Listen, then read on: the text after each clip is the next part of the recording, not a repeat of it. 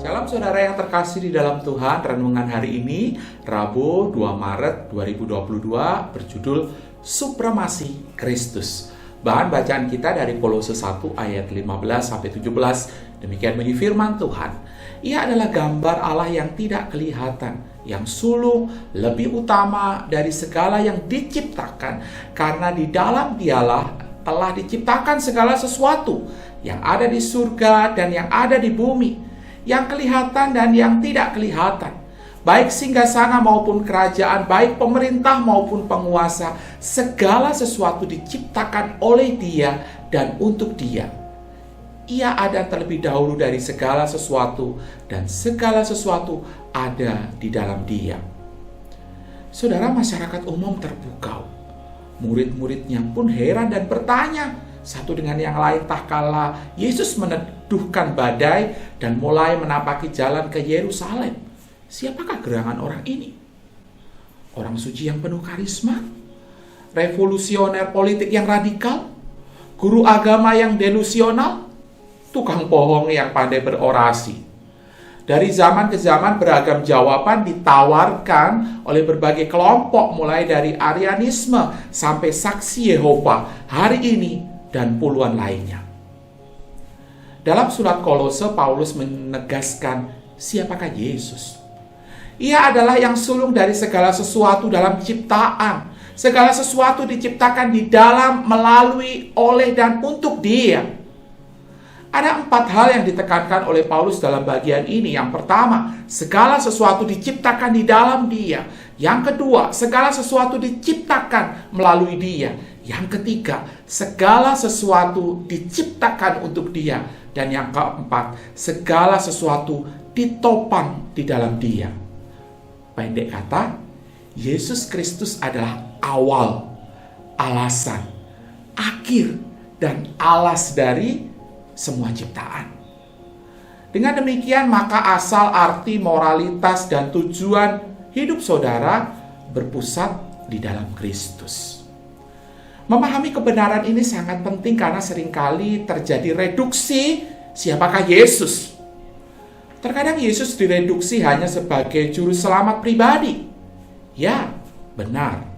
Dia adalah juru selamat pribadi, namun kebenarannya lebih daripada itu. Ia tidak hanya memperbarui saudara sebagai individu, dan Ia juga memperbarui seluruh ciptaan dan akan membawa kepada langit dan bumi yang baru. Jadi jelas Kristus adalah Tuhan atas ciptaan dan Tuhan atas ciptaan baru. Lalu bagaimana kita mempraktekkan supremasi Kristus ini dalam kehidupan sehari-hari? Berikut beberapa pertanyaan reflektif yang menolong saudara untuk dapat mempraktekkan dan juga mempraktekkan supremasi Kristus di dalam kehidupan saudara. Pertama, apakah saudara hanya menempatkan Kristus dalam 90 menit di hari Minggu, tetapi tidak untuk saat Anda ujian, kerja, pacaran, nonton Netflix, jelajah internet, dan sebagainya? Yang kedua, apakah tujuan hidup saudara untuk menyatakan Kristus sebagai yang utama, atau Kristus itu hanya sebagai alat bagi pencapaian tujuan-tujuan saudara? Yang ketiga, dalam relasi hidup keseharian yang sangat rentan dengan konflik, kemarahan, kepahitan, bagaimana saudara menempatkan Kristus?